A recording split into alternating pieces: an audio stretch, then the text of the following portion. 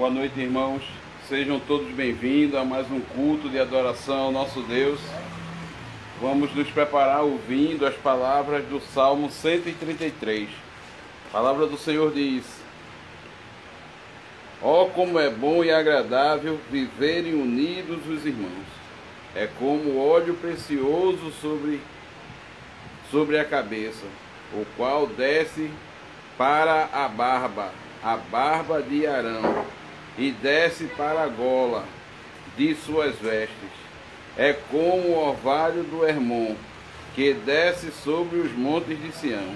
Ali ordena o Senhor a sua bênção, e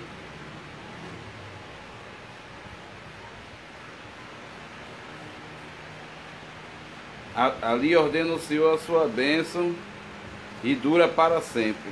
Amém. Vamos nos colocar de pé e, conforme o Salmo 124, versículo 8, fazer o nosso voto. Amada congregação do nosso Senhor Jesus Cristo, onde está o nosso socorro? O nosso socorro está em nome do Senhor, Criador dos céus e da terra.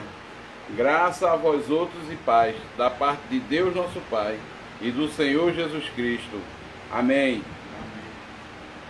Vamos orar, irmãos. Nosso Deus e Pai que está no céu, nós te rendemos graças, Senhor, nessa noite. Agradecemos pelo dia que o Senhor nos concedeu. E assim como iniciamos o nosso dia em Tua presença, queremos encerrá-lo louvando e adorando o Teu santo nome. Por isso, ó Pai, nós rogamos a Tua bênção sobre nossa vida. Rogamos o perdão dos nossos pecados, porque nós somos fracos e pecadores. Mas cremos que por meio de Cristo todos os nossos pecados são perdoados. Que o Senhor possa, nessa noite, mais uma vez, nos encher com a Tua palavra, nos dando o que é necessário, Senhor, para aprendermos e crescermos em espírito e em verdade. Pois só assim, Senhor, conhecendo a Ti mais profundamente, é que nós poderemos Te honrar e Te louvar cada vez mais. Tudo isso em nome de Cristo é a nossa humilde oração. Amém. Ainda de pé, irmãos, vamos cantar o hino primeiro. Vamos nós louvar a Deus.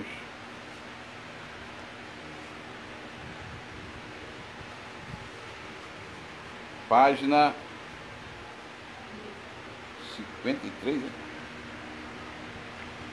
Página 53, hino primeiro. Vamos nós louvar a Deus, vamos ao Senhor de toda a luz, Santo, Santo. Cantem, louvem lá nos céus, nosso Deus e Rei Jesus. Exaltado seja Deus, Santo, Santo. Exaltado seja nosso Deus e Pai. Exaltado, para sempre o exaltai. Cantem, louvem lá nos céus, nosso Deus e Rei Jesus. Exaltado seja Deus, Santo, Santo. Nosso Deus eterno Pai, Santo, Santo. Deus nos bênçãos por Jesus. Vede, vede, ao Senhor glorificai, vós os salvos pela cruz, sim, conosco glória dai. Vinde, vinde, exaltado seja nosso Deus e Pai. Exaltado, para sempre o exaltai. Cantem, louvem lá nos céus, nosso Deus e Rei Jesus, exaltado seja Deus, Santo, Santo. Exaltemos nosso Deus, Santo, Santo. Exaltemos com fervor, hoje, hoje. Tributamos todos nós hinos santos de louvor, sim, louvor em alta voz, hoje, hoje. Exaltado seja nosso Deus e Pai, exaltado, para sempre o exaltai. Cantem, louvem lá nos céus, nosso Deus e Rei Jesus, exaltado seja Deus, Santo, Santo. Os irmãos podem sentar. Vamos agora fazer a leitura do nosso texto. A pregação no texto será em Mateus capítulo 12, os versículos 31 e 32, mas nós faremos a leitura no capítulo 12, do versículo 9 ao versículo 42.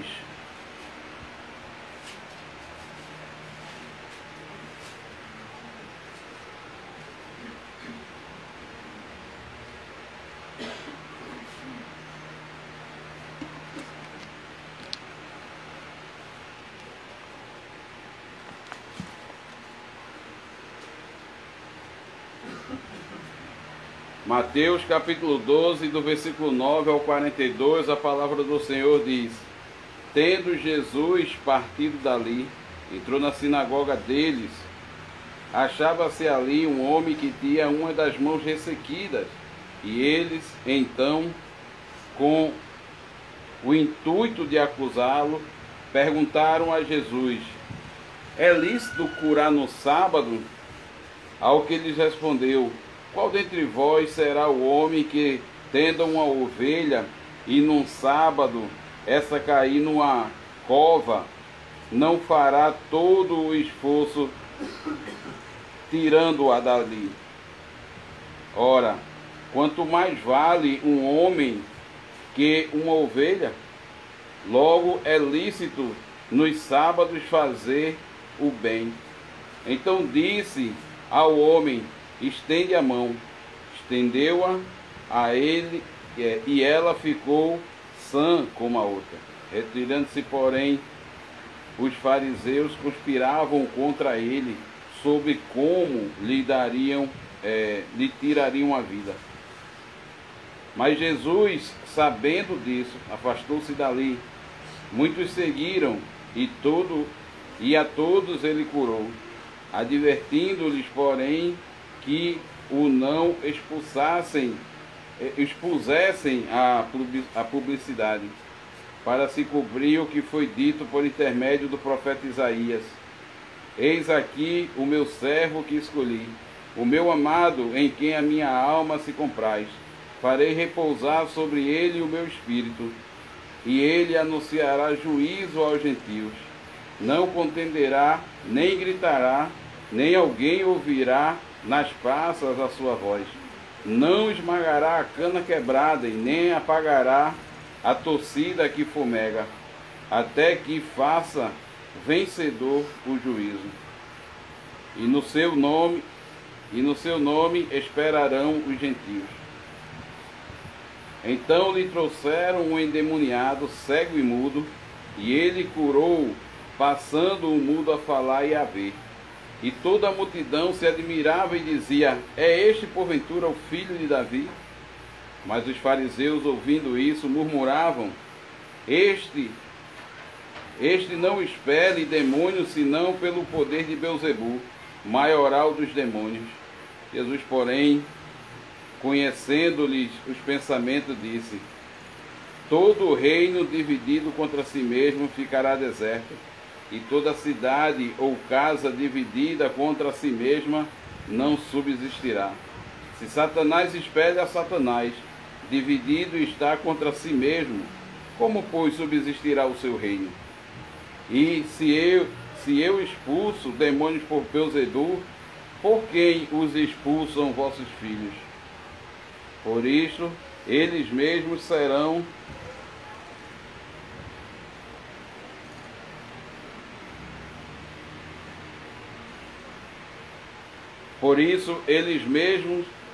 os vossos juízes.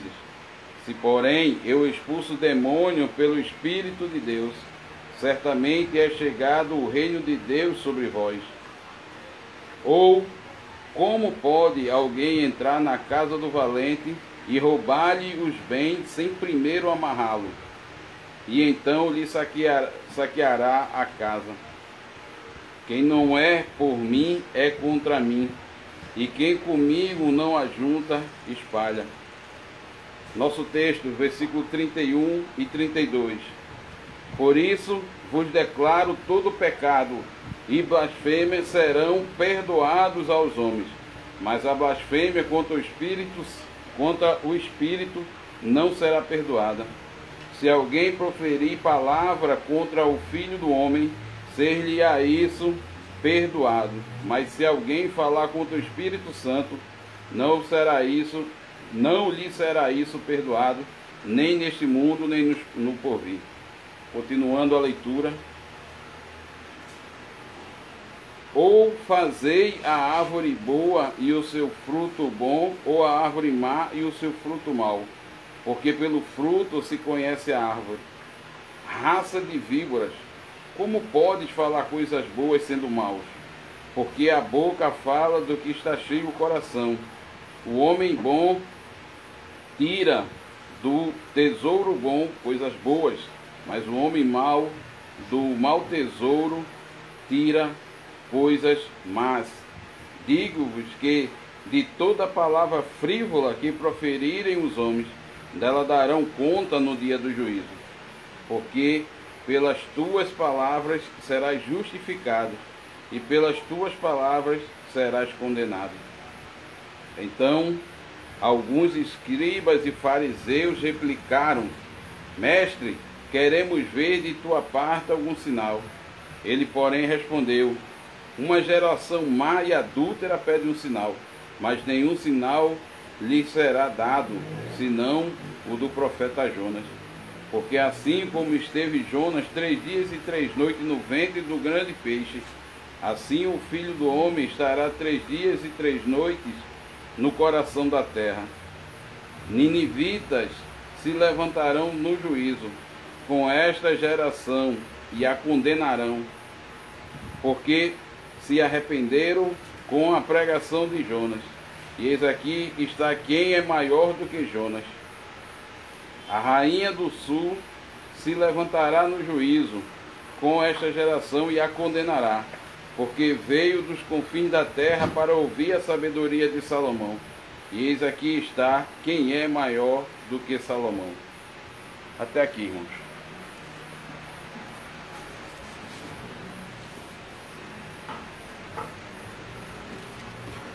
Amado irmão e irmã em Jesus Cristo, existe um pecado que às vezes é mencionado com um profundo sentimento de medo, até mesmo com um terror estremecedor: o pecado contra o Espírito Santo.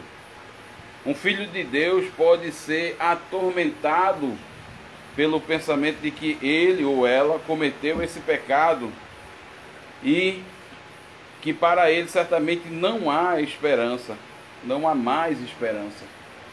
Eles não podem ser perdoados e estão condenados para sempre. Então, qual é o pecado contra o Espírito Santo? O que significa cometer isso e por que não pode ser perdoado? Por muito tempo, essas palavras de Jesus foram contestadas já lá na igreja primitiva, por volta dos anos 200 e 300. Havia opiniões divergentes sobre isso. Para muitos naquela época, esse texto era sobre cair sob a perseguição. Se as autoridades exigissem que você renunciasse à sua fé e talvez o ameaçassem de tortura e de morte, e então você negasse a Cristo, isso era considerado algo imperdoável. Você nunca poderia voltar para Cristo. Também em tempos posteriores, esse texto gerou muita ansiedade entre os cristãos do século XVIII. Houve um caso de um crente que realmente tirou a própria vida por causa disso. Em profundo desespero, ele estava convencido de que havia cometido esse pecado imperdoável. Então sua vida não valia mais a pena ser vivida. E continua ainda hoje sendo um texto que incomoda as pessoas. Por uma razão ou outra, alguém pode concluir que blasfemaram contra o Espírito Santo e que para eles toda a esperança está perdida. Então, quando você oferece a tal pessoa a garantia de que Deus perdoa gratuitamente todos os que se arrependem e creem em Cristo, ela tem uma resposta pronta. Há um pecado que é uma exceção a essa regra, e eles o cometeram. Não foi isso o que Jesus disse? No versículo 31, todo pecado e blasfêmia serão perdoados aos homens, mas a blasfêmia contra o Espírito não será perdoada. Talvez você nunca tenha lutado com esse texto. Talvez você nunca tenha ocorrido a você que você pode ter cometido esse pecado imperdoável. Mas continua sendo um texto inquietante e que todos precisamos entender.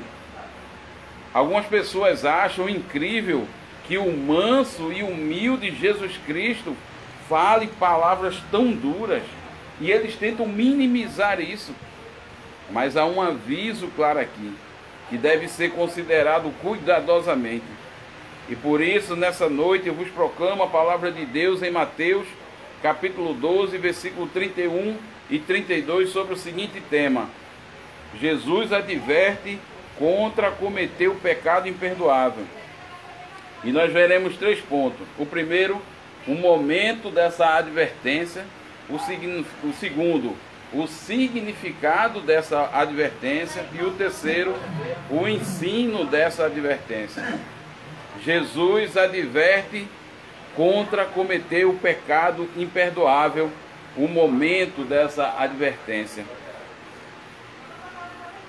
Tenho certeza de que todos nós já ouvimos muitas vezes sobre a importância do contexto de estudarmos as Escrituras, trabalhando a relação de uma passagem com os eventos ou os ensinamentos ao seu redor.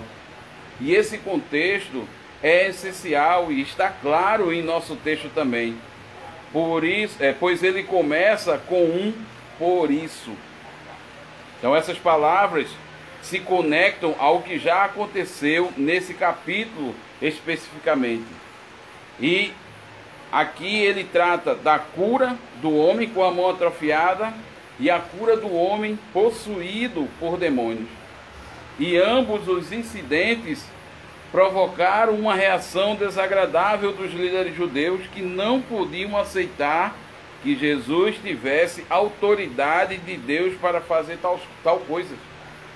Então a sua hostilidade fica especialmente clara após a segunda cura. As pessoas trouxeram a Jesus um homem endemoniado, cego e surdo. Versículo 22. Imediatamente Jesus expulsa o demônio e cura o homem, deixando aquela multidão totalmente pasma.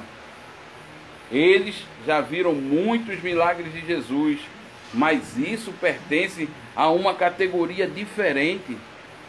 Expulsar um demônio mostra que Jesus tem poder efetivo até mesmo lá no reino de Satanás. Então a multidão pergunta: é esse porventura o filho de Davi? Versículo 23. Em outras palavras, Jesus é o Messias, aquele que Deus prometeu.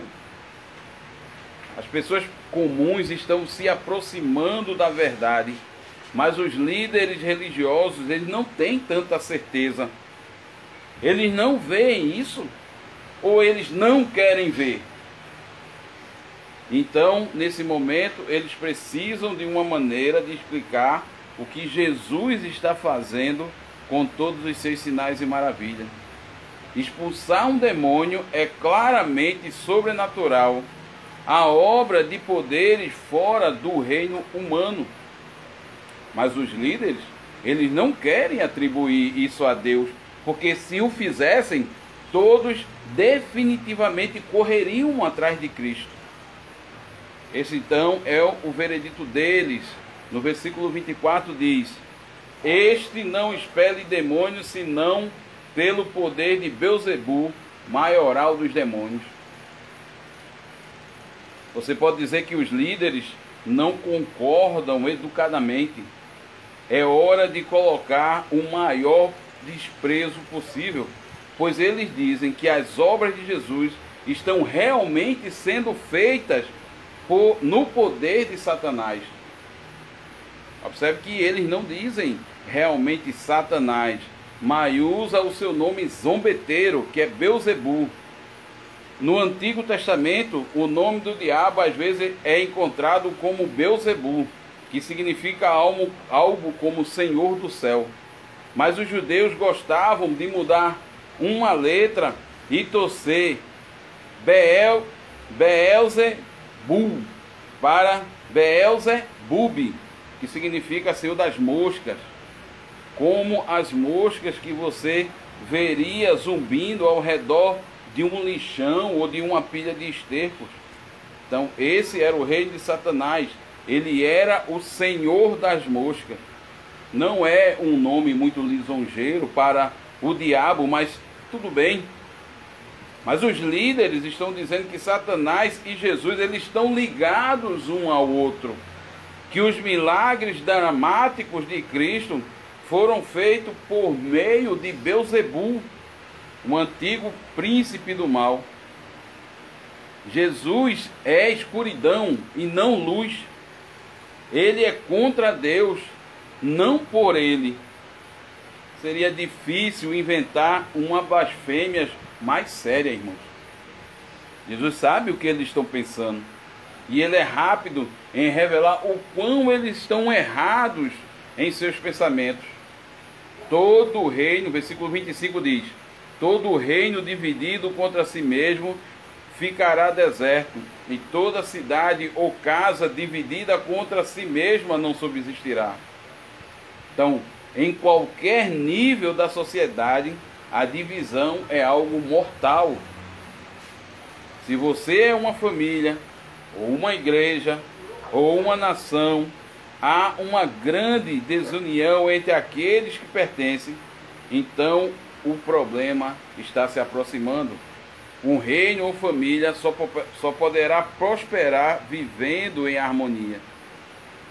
Então, repetindo o versículo 25, Jesus disse: se Satanás expele a Satanás, dividido está contra si mesmo. Como, pois, subsistirá o seu reino? Se Jesus está nesse momento trabalhando para Satanás, mas está ocupado desfazendo as obras de Satanás, expulsando os demônios, isso significa que há uma guerra civil e o império de Satanás está condenado. Jesus mostra facilmente que a acusação dos fariseus é ilógico. Em vez disso, se os demônios estão sendo expulsos, então isso deve ser pelo poder de Deus.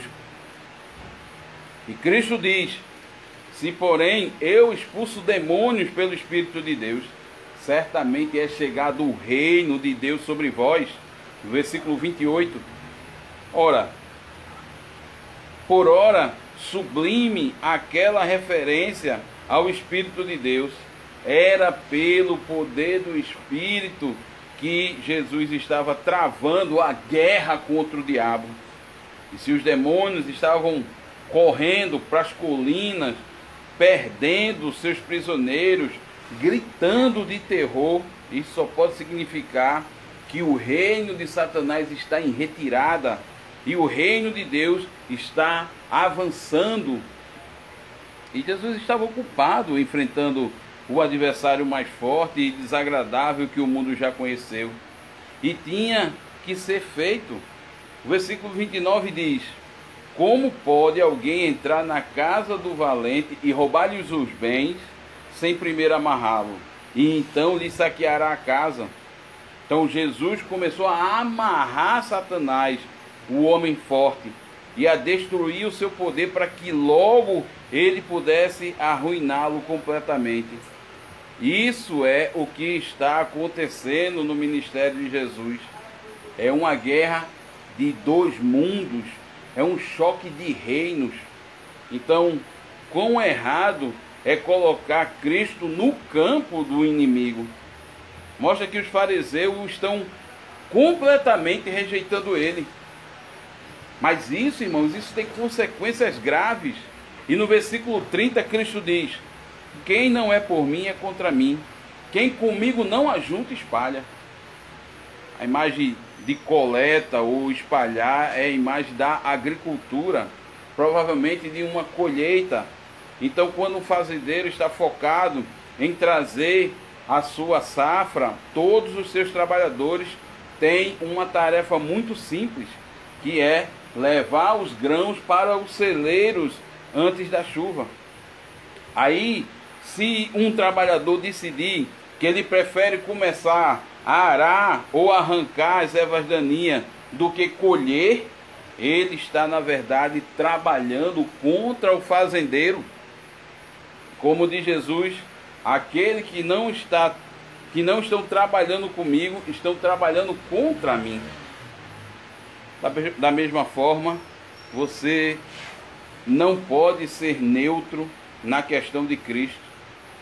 Só existem dois lados: o lado dele ou o lado de Satanás. E os fariseus acabam de anunciar publicamente para que lado eles estão se inclinando. Mas isso não é algo irônico? Eles se oporão a Cristo até o ponto de colocá-lo no mesmo campo do diabo. Mas ao fazer isso, eles revelam que são eles que estão no campo do diabo. E esse é o momento da advertência de Jesus sobre o pecado contra o Espírito Santo. E a partir dele, nós já podemos ouvir como Cristo desafia os seus crentes a serem sinceros. Na vida de fé, não podemos ser neutros ou indecisos. Talvez gostemos da ideia de neutralidade quando não queremos nos comprometer demais. Talvez uma pessoa esteja com medo de todo o trabalho e sacrifício que envolve seguir a Cristo. Talvez até seja atraente para nós manter alguns dos nossos prazeres mundanos, ou simplesmente parece mais fácil seguir em frente em um estado de indiferença. Mas se nós fizermos isso, estamos realmente trabalhando para Cristo? Estamos reunindo com Ele ou nos dispersando? Perceba, irmão, que já fomos chamados para estar ao lado de Deus. Pelo batismo, Deus já nos escolheu, cada um de nós, para si. Não entramos na vida como espectadores ou como observadores neutros, mas entramos no lado de Deus. E essa verdade nos chama a levar a vida para a qual nós fomos designados, para atender a graciosa ordem de Deus. De sua vida deve ficar muito claro de que lado você está. Nós aqui não estamos tentando encontrar um meio termo, onde temos um lado do reino de nossa vida e um lado do mundo em nossa vida, ou algum lugar entre isso, no meio disso. Isso é algo que é impossível. Ou nós somos a favor de Jesus Cristo, ou nós somos contra Jesus Cristo. E há uma urgência nisso, como nós aprendemos na advertência de Jesus Cristo. O significado dessa advertência, nosso segundo ponto. E assim nós, mais uma vez, voltamos ao por isso do nosso texto, que diz no versículo 31, por isso vos declaro, todo pecado e blasfêmia serão perdoados aos homens. Agora façam uma pausa, irmãos, e apreciem a riqueza da graça de Deus aqui. Tudo será perdoado, cada pecado, cada blasfêmia, mesmo os piores pecados que outros cometeram, os piores pecados que cometemos, eles podem ser perdoados, pois a misericórdia de Deus em Cristo é imensamente profunda e imensamente ampla. Agora, a partir de outras partes da Escritura, nós sabemos que não é uma condição associada a esta incrível verdade. Se um pecador será perdoado, então ele deve se arrepender verdadeiramente dos seus pecados, colocá-los de lado e crer em Cristo. Mas é um lembrete poderoso da graça de Deus mesmo assim. E o versículo 31 continua: todo pecado e blasfêmia serão perdoados aos homens, mas a blasfêmia contra o Espírito não será perdoada. Nós aqui, em primeiro lugar, vamos nos lembrar do que é blasfêmia. Pelo terceiro mandamento da lei de Deus, sabemos que blasfemar é usar mal o nome de Deus ou falar ofensivamente sobre coisas sagradas. E é isso que os fariseus acabaram de fazer. Eles disseram que Jesus, que estava expulsando o demônio pelo Espírito de Deus, na verdade estava fazendo a sua obra no poder de Satanás. Eles proferiram coisa vil sobre Cristo. Parece que eles estão cegos por seu orgulho, desesperadamente com medo do que significa se Jesus é o Cristo. E então eles falam palavras terríveis de descrença. Então é essa incredulidade que Jesus chama de pecado contra o Espírito Santo. Mas, irmãos, não é um texto fácil. Veja mais uma vez o versículo 32. Se alguém proferir alguma palavra contra o Filho do Homem, seria isso perdoado. Mas se alguém falar contra o Espírito, não lhe será isso perdoado, nem nesse mundo e nem no porvir.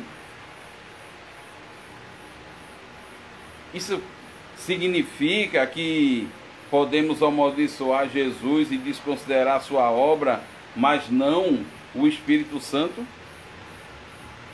Isso aqui não parece fazer sentido, visto que Jesus e o Espírito são unido com o Pai em seu plano para salvar os pecadores. Então, quando ele diz Filho do Homem, Jesus se refere à sua natureza humana, sua vida na terra como homem.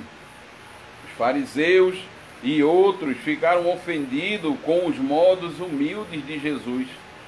Ele teve, irmãos, pais humildes, um nascimento insignificante, uma educação pobre.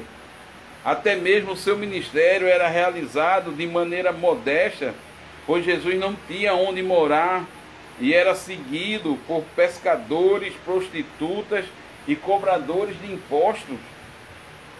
A identidade de Jesus foi velada em sua humildade. Muitas pessoas falharam em reconhecê-lo por quem ele era e falaram contra o Filho do Homem. Em certo sentido, isso era compreensível por enquanto. Jesus, ele ainda estava ensinando, ele ainda estava revelando, e ele ainda não havia entrado em sua glória.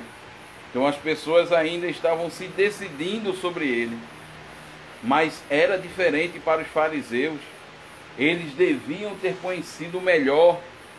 Quando eles viram suas grandes obras e ainda o acusaram de estar do lado do diabo, isso não poderia ser perdoado.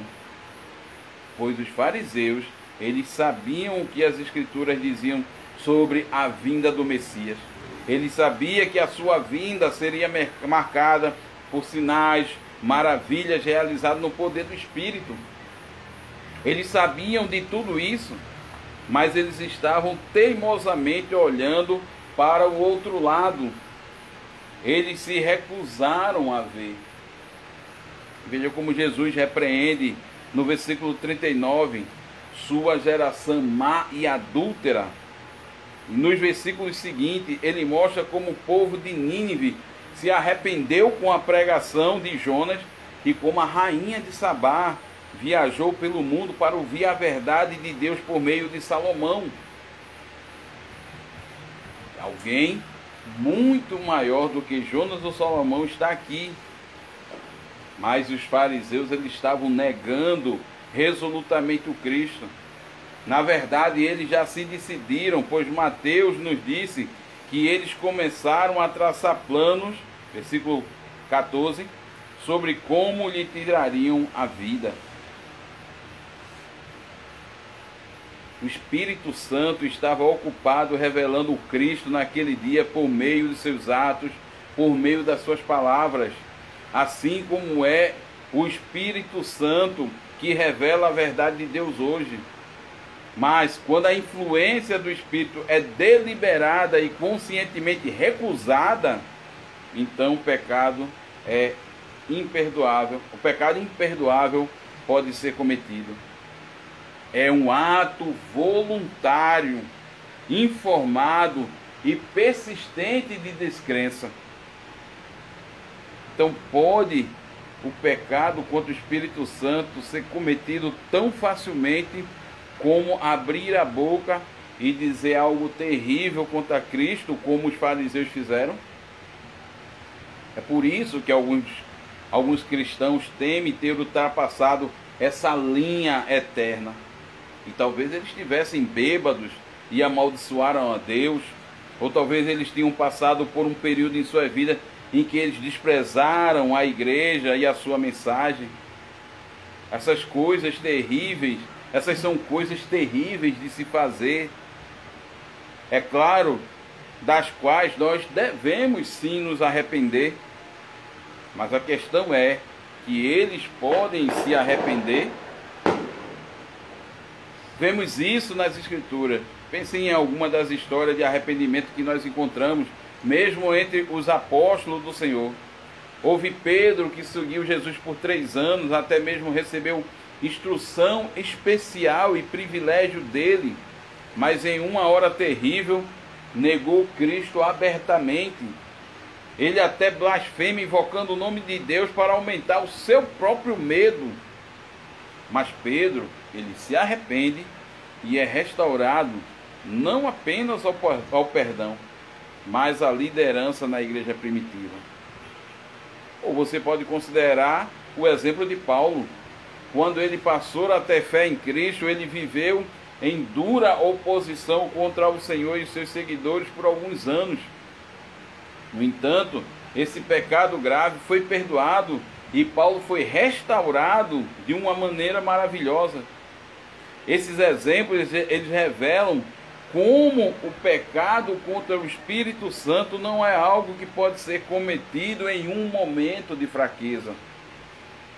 Então, quando você diz ou faz algo realmente ímpio, pode nem mesmo ser cometido em um período de rebelião, quando você faz coisas realmente terríveis, horríveis contra a honra do Senhor.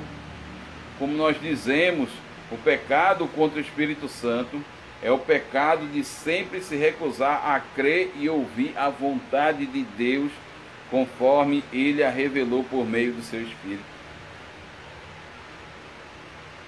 Isso é algo que não acontece de uma vez, mas é gradual. Pense em como uma pessoa pode perder uma habilidade se parar de colocá-la em uso. Talvez você já tenha tido a experiência com alguns dos seus músculos após uma operação e você passou um período usando muletas e não podia usar uma perna, por exemplo, durante algum tempo. Então os músculos, eles começam a enfraquecer. E você pode até ver aos poucos o tônus muscular diminuindo, começando a desaparecer. Então, quando chega a hora de você começar a andar novamente, você terá muito trabalho a fazer. De maneira semelhante, uma pessoa pode perder lentamente a capacidade de receber a mensagem de Cristo. Talvez por muito tempo ele feche os olhos e os ouvidos à palavra de Deus. Ele vira as costas para a pregação e mergulha numa vida de pecado. Então ele pode chegar a um estágio em que não consiga mais reconhecer a verdade de Deus. Uma pessoa pode até chegar ao ponto em que a bondade de Deus parece ser má, não a obra do Senhor, mas a obra de Satanás. E esse é o estágio em que os fariseus chegaram. Durante anos de orgulhosa resistência, fizeram dos fariseus o que são. Eles conhecem as Escrituras, mas por muito tempo eles escolheram ser cegos e surdos. Agora, eles não são mais capazes de ver a verdade e a bondade de Deus quando ela finalmente aparece em Cristo Jesus. Eles olharam para a bondade de Deus na carne e chamaram isso de mal encarnado. E esse pecado de Jesus não lhe será isso perdoado, nem nesse mundo, nem no porvir. Nem agora e nem nunca. Uma declaração enfática. Isso é o que o apóstolo João descreve como o pecado para a morte em 1 João capítulo 5, versículo 16. E isso leva à morte porque uma pessoa pode se tornar tão endurecida que o arrependimento é impossível. Se ele não consegue mais reconhecer o que é bom, então não pode mais desejá-lo. Se ele não consegue mais reconhecer o que é mal, então ele não pode mais se arrepender. Se está perdido em seu pecado e incredulidade, veja que isso é um texto terrível. Então, qual é a aplicação, irmãos, que nós podemos tirar desse texto? E chegamos ao nosso último ponto, o ensino dessa advertência. Nós dizemos que o nosso texto tem causado medo no coração de muitos cristãos ao longo dos anos. E se eu tiver feito isso, e se eu não puder mais ser perdoado, e não houver mais esperança de graça? Irmãos, vamos primeiro nos lembrar de algumas coisas. A blasfêmia contra o Espírito não é um ato específico, onde você deixa escapar algumas palavras perversas contra Deus ou contra Cristo. Temos a promessa de Deus: se uma pessoa se afastar do pecado e buscar a Deus verdadeiramente, ela será perdoada gratuitamente. Economizaria muito sofrimento se as pessoas percebessem que a única pessoa que não pode ter cometido o pecado contra o Espírito é a pessoa que teme isso, que tem temor disso. Pois o pecado contra o Espírito envolve a perca de todo o senso de pecado.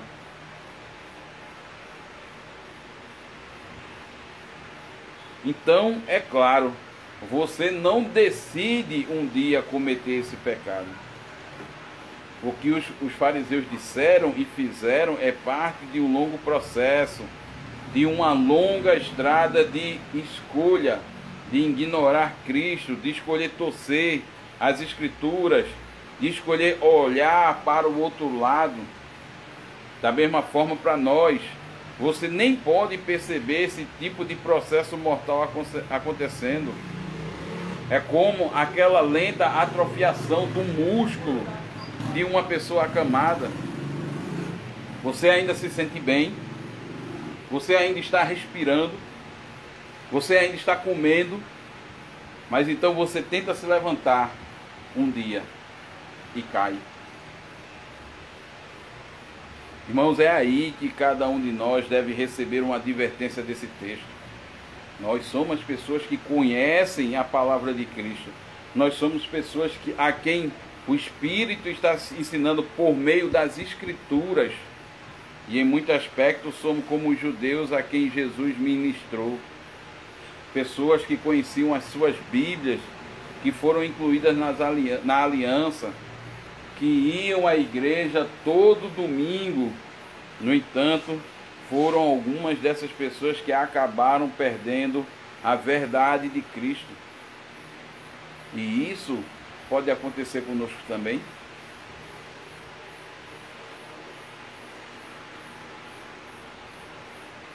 Não, é difícil nos imaginarmos nas sandálias dos fariseus, falando acusações, blasfêmias contra Cristo e o seu Espírito.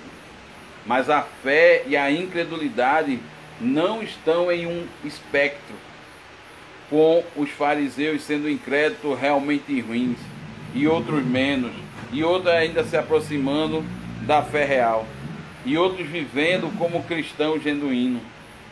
Lembre-se de como Jesus traça uma linha para baixo de toda a humanidade. Quem não está comigo é contra mim, e quem não ajunta comigo espalha. É um ou outro. Pense na pergunta que nós fizemos anteriormente: de que lado nós mostramos estar?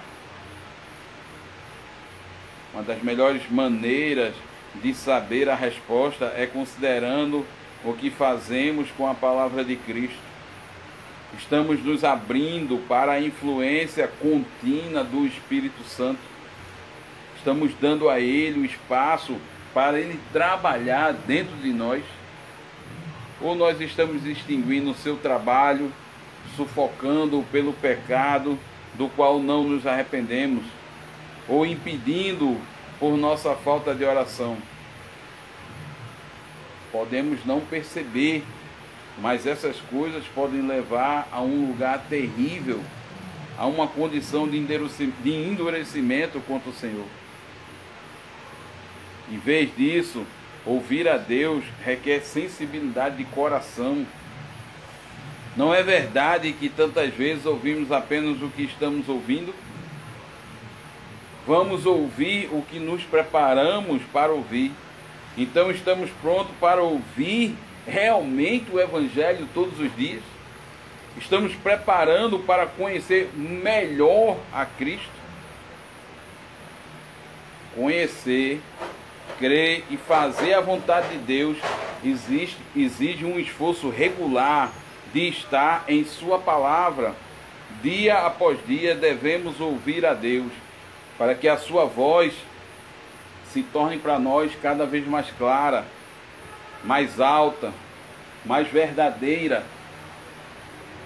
Então o Espírito Santo poderá continuar a sua obra poderosa em nós, e conheceremos o Cristo, e por meio dele receberemos perdão por todos os pecados. Amém.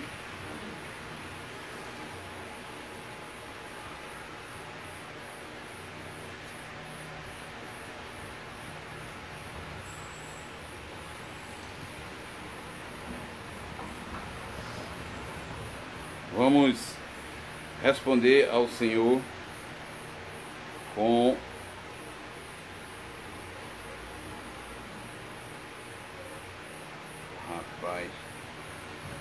o hino 118, página 57.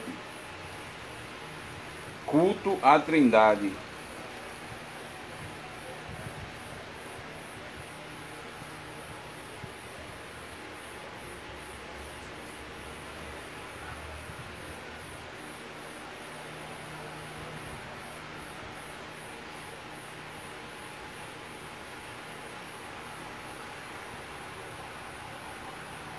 Irmão, acharam? Hino 118, culto à Trindade, página 57. A 18, obrigado, irmão. Hino 18. Deus está no templo, Pai onipotente, diante dele nos prostremos, reverentemente, servos consagrados ao Altíssimo adoremos. Por favor, com amor, espiritualmente, Deus está no templo, Cristo está no templo, sumo benefício recebemos de seu sangue, o Cordeiro eterno foi o sacrifício que da cruz desceu em sangue, escolheu e sofreu o mortal suplício. Cristo está no templo, vem ocupa o templo, instrutor divino, nossos corações habita, mestre incomparável, dá-nos teu ensino, aclarando a lei bendita, com prazer e poder, ó favor supremo, Ele está no templo. Vamos orar, irmãos. Nosso Pai, obrigado, Senhor, pela palavra que acabamos de ouvir. Obrigado porque o Senhor mais uma vez nos ensinou como nós não devemos fazer e pecar contra o Teu Santo Espírito, mas também trouxe consolo para nós, porque quando nós cometemos nossos pecados, Senhor, e o Senhor nos mostra por meio da Sua palavra, isso já é a prova de que nós não pecamos contra esse mandamento. Então, Senhor, aplica a cada vida, aplica a cada pessoa, mostra, Senhor, essa verdade, que eles não se sintam, Senhor, pecadores a esse ponto de que não há mais perdão para eles, mas que entendam que o Senhor é o Deus que perdoa, e o Senhor perdoa todos os nossos pecados, até nos momentos de dificuldade. Tudo isso para a Tua glória é a nossa humilde oração em nome de Cristo. Amém. Irmãos, chegou o momento de demonstrarmos a nossa gratidão por meio das nossas ofertas. Enquanto o irmão Edilson recolhe as ofertas, vamos cantar o Salmo 134b.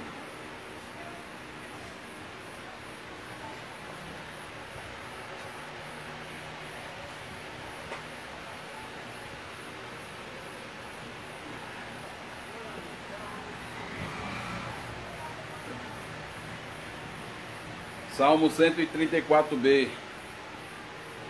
Bendizei ao Senhor todos, vós os servos do Senhor, que servis durante a noite em a casa do Senhor.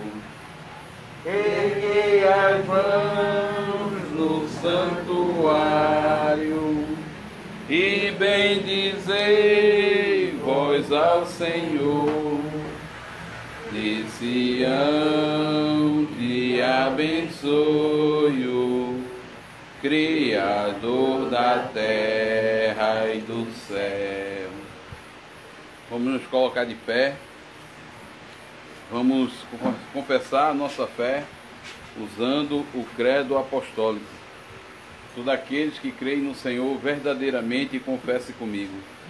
Creio em Deus Pai Todo-Poderoso, Criador dos céus e da terra, e em Jesus Cristo, seu único Filho, nosso Senhor, que foi concebido pelo Espírito Santo, nasceu da Virgem Maria, padeceu sob Pôncio Pilatos, foi crucificado, morto e sepultado, desceu ao inferno, no terceiro dia ressurgiu dos mortos, subiu ao céu e está sentado à direita de Deus Pai Todo-Poderoso, de onde há de vir a julgar os vivos e os mortos. Creio no Espírito Santo, na Santa Igreja Universal de Cristo, a comunhão dos santos, na remissão dos pecados, na ressurreição do corpo e na vida eterna. Amém. Vamos orar e em seguida receberemos a bênção do Senhor. Pai, mais uma vez te rendemos graças, Senhor, pelo maravilhoso dia que nos desse, nesse dia da Feira das Almas, onde o teu povo, reconhecendo o teu senhorio, vem diante de ti se humilhar, se prostrar, para glorificar o teu santo nome, para bendizê-lo eternamente. Sê conosco, Senhor.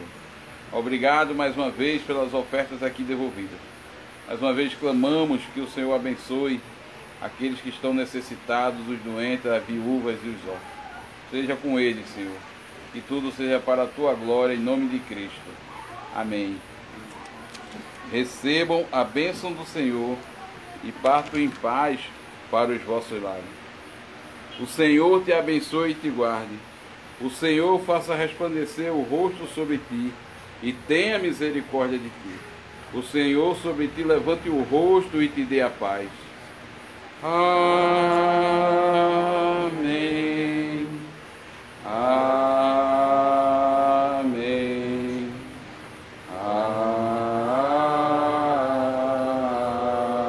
Amém. O sermão foi preparado pelo pastor Alexandrino Moura. Desejo a todos uma boa semana, que o Senhor vos abençoe.